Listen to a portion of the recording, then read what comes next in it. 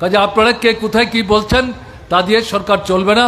আর যে শিক্ষামন্ত্রীকে পদত্যাগ করার কথা বলছেন তার তো পদত্যাগের প্রশ্নই আসে না।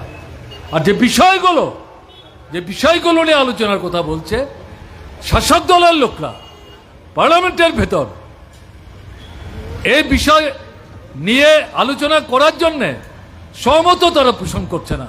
এই পরিস্থিতিতে আন্দোলনটা একটা ব্যাপক চেহারা নিতে শুরু করলো। আমরা যেটা লক্ষ্য করলাম, এই আন্দোলন শুধু দিল্লিতে সীমাবদ্ধ থাকলো না, একটার পর একটা রাজ্যে এই আন্দোলন ছড়াতে শুরু করলো। আমাদের ত্রিপুরাতেও আসলো,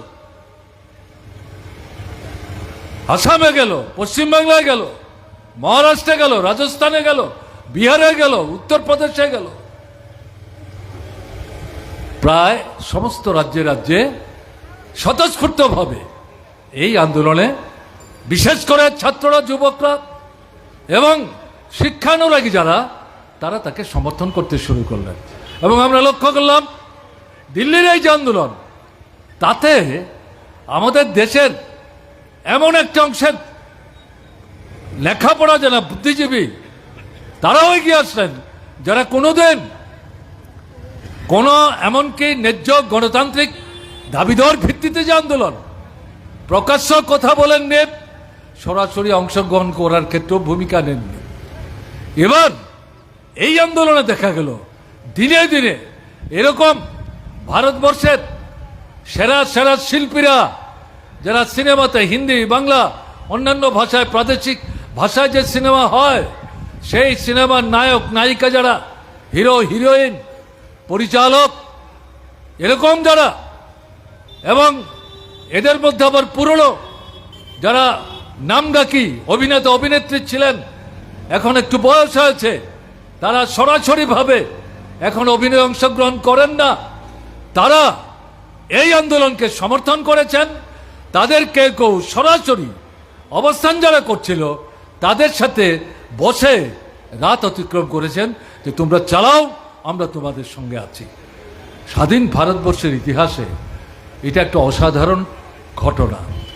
এরকম একটা জায়গায় এই আন্দোলন যখন আরো ব্যাপকতা লাভ করছিল, গভীরতা লাভ করছিল, নতুন নতুন মানুষের সমাগম করছিল, বিজেপি ছাড়া, আরএসএস ছাড়া, বিশ্ব হিন্দু পরিষদ ছাড়া বাদবাকি যে গণতান্ত্রিক ধর্মনিরপেক্ষ রাজনৈতিক দল সংগঠন তারা কোনো না কোনোভাবে একে সমর্থন করছেন, রাস্তায় নেমে আসছেন। এই পরিস্থিতিতে শেষ সময়ে 25 তারিখ দেখা গেল দুপুরের আগে এই যে শিক্ষামন্ত্রী, সেই ভদ্রলোক প্রধানমন্ত্রীর কাছে তার পদত্যাগ পত্র পাঠাতে বাধ্য হয়েছেন এবং আন্দোলনকারী ছাত্র যুবক যারা, তাদের কাছে হিন্দি ভাষায় লেখা এক আবেদন পত্রে তিনি বলবার চেষ্টা করেছেন দেশের স্বার্থে, দেশের ঐক্যের স্বার্থে, ছাত্র এবং যুবক তারাই আমাদের দেশের ভবিষ্যৎ, তাদের স্বার্থে আমি আমার এই পথ ত্যাগ করলাম। তাহলে এটা তো গত 4 মাস আগের থেকে দাবি উঠছিল।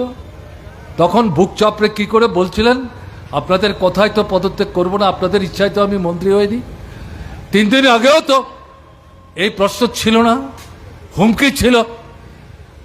এখন বলছেন ছাত্ররা, যুবকরা আমাদের দেশের ভবিষ্যৎ, এখন তাদের জন্য ছিচকাদনি গাইছেন। আসল ঘটনা কি?